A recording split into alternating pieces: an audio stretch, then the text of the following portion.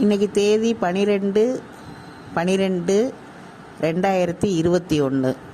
நாங்கள் காசிக்கு பயணம் போனது 27/11/2021.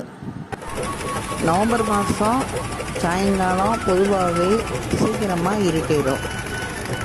கங்கா ஆரத்தி பார்க்குறதுக்கு போட்டில் போகும்போது ஏற்பட்ட சில அனுபவங்களை உங்கள் கூட நாங்கள் பகிர்ந்துக்கிறோம். படித்துறைகளில் தலைப்பகுதிங்கிறது மணிகர்ணிகா காட், அதாவது இறந்த உடல்களை எரிக்கிற இடம். படித்துறைகளில் வால் பகுதியானது ஆசிகாட். இப்போ நீங்கள் பார்த்துக்கிட்டு இருக்கிறது ஆசிகாட். ஏற்கனவே ஆசிகாட்டில் எடுத்த ஒரு ஆராத்தியை நம்ம ஒரு முழு காணொலியாக கொடுத்துருக்குறோம். ஆரத்திக்கு அந்த இடங்களை எப்படி தயார் பண்ணுறாங்கன்றத இப்போ நீங்கள் பார்த்துட்ருக்கீங்க. அதற்கான பொருட்களை எடுத்து வைக்கிறது எல்லாம் ரெடி பண்ணுறாங்க. ஆசிகாட்லேயும் கோயில் இருக்குது, ஒவ்வொரு படித்துறையிலையும் கோயில்கள் இருக்குது. இதுதான் ஆசிகாட்டில் இருக்கிற கோயில். பனாரஸ் யூனிவர்சிட்டியிலேருந்து டீனேஜ் பசங்கள்லாம் ஆசிகாட்டில் ஆரத்தி டைமில் நிறைய கூடியிருக்காங்க. படம் வரைகிறாங்க, நிறைய கலை நிகழ்ச்சிகள் வேறு பண்ணுறாங்க. எல்லாமே நீங்கள் சாயந்தரம் அங்கே போனால் பார்க்கலாம். கேதார்காட்டிலேருந்து தான் ஆராத்திக்கு நிறைய படகுகள் போகுது. ஆசிகாட்டிலேருந்து ஒரு 4 காட்டுக்கு முன்னாடி வரும். கேதார்காட்டுக்கு அடுத்து தான் சிவாலயா காட்டு, ஹனுமான் காட்டு அப்படின்னு தமிழ் கோயில்கள், சிவன் கோயில் எல்லாம் இருக்கிற இடங்களாக இருக்குது. நிறைய விதமான படகுகள் இருக்குது. நிறைய பேர் சேர்ந்து ஷேர் பண்ணிக்கிற படகுகள் இருக்குது. தனியாக 2 பேர் 3 பேர் தனியாக எடுத்துகிட்டு போகிற இண்டிவிஜுவல் படகுகள் இருக்குது. ஆன்லைனில் புக் பண்ண போகிற பெரிய பெரிய படகுகள் இருக்குது. 2 அடுக்கு மாடியாக இருக்க படகுகள் இருக்குது. அப்படி நீங்கள் விதவிதமான படகுகளை அங்கே பார்க்கலாம். எதிர்த்தாப்பில் கரையில் போய் குளிச்சுட்டு திரும்ப வர்ற மாதிரி படகுகள் காலையில் நிறைய போகுது. இந்த மாதிரி ஆராத்திக்கு போகிற படகுகளில் பேரம் பேசி ரேட்டை நம்ம ஓரளவு குறைச்சி தான் எல்லாருமே போகிறாங்க. அதிகமான ஆட்கள் இருந்தால் அவங்களே ஒரு ரேட்டை ஓரளவு குறைச்சி தான் சொல்கிறாங்க. 2 பேர் 3 பேர் இருந்தால் கொஞ்சம் கூட்டி தான் கேட்குறாங்க. 13/12/2021 நாளைக்கு புனரமைக்கப்பட்ட காசி கோயில் நாளைக்கு நாட்டு மக்களுக்கு முதலாக அறிமுகப்படுத்துகிற நாளில் இந்த காணொலியை இன்றைக்கி கொடுக்கறதுல நாங்கள் ரொம்ப மகிழ்ச்சி அடைகிறோம். கேதார்காட்டில் ஆரம்பிக்கிற இந்த படகு பயணம் வால் பகுதியான ஆசிகாட் வரைக்கும் போயிட்டு திரும்ப மணிகர்ணிகா காட்டு வரைக்கும் நடு நதியில் அப்படி வேகமாக போகிறாங்க. அந்த பயணமே த்ரில்லிங்காக நல்லா இருக்குது. ஒவ்வொரு காட்டையும் தெரியாதவங்களுக்காக அவங்க கொஞ்சம் சத்தமாக சொல்லுவாங்க. சில படித்துறைகளில் பேலஸ் இருக்குது. சில படித்துறைகளில் பழைய பேலஸ்களை ஹோட்டலாக மாற்றிருக்கிறாங்க.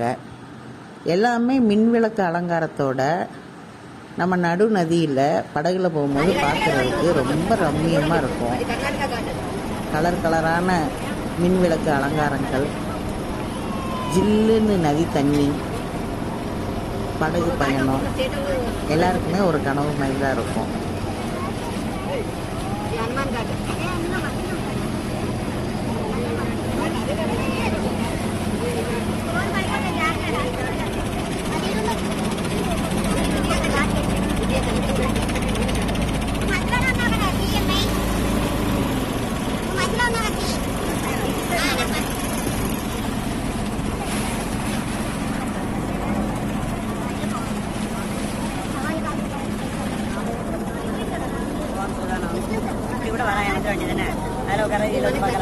அவங்க உட்கார்ந்தவங்க இங்க உட்கார்ந்து சொல்றாங்க. அந்த பக்கம் இந்த பக்கம் வெயிட் நிறைவா இருக்குன்னு சொல்றாங்க. அங்க கையில இருக்க மொபைல்ல காட்சியப்படுத்திடணும்னு எல்லாருமே சிறு பிள்ளைகளா மாறிடுற ஒரு இடமா இருந்துச்சு. அது आप लोग खुद ही बता रहे हैं ये घाट है ये घाट था। अरे मालूम है लेकिन आप लोगों को सुना भी होगा, इनको नहीं मालूम थोड़ा बहुत पता है। तो पता नहीं इनको हिंदी आता भी है या नहीं आता है।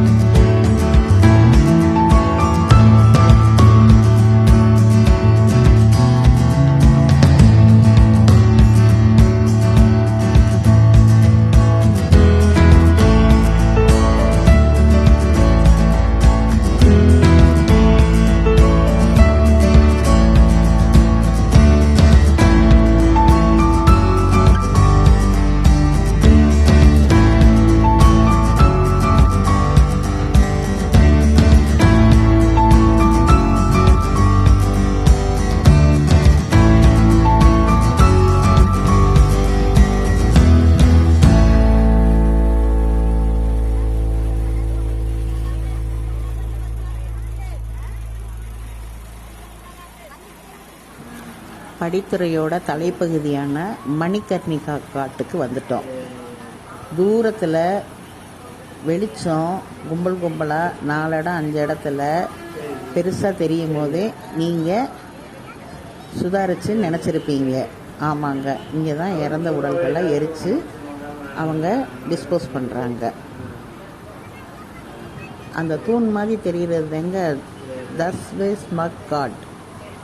இங்கே தான் கங்கா ஆரத்தி நடக்குது. படகை திருப்பி அந்த இடத்துக்கு கொண்டு வந்து கங்கா ஆரத்திக்கு போட்டுகளோட போட்டாக சேர்த்து வரித்து நம்ம போட்டையும் நிற்க வச்சுருவாங்க. அங்கேருந்து கொஞ்சம் பக்கத்துலேயே நம்ம கங்கா ஆரத்தியை பார்க்கலாம்.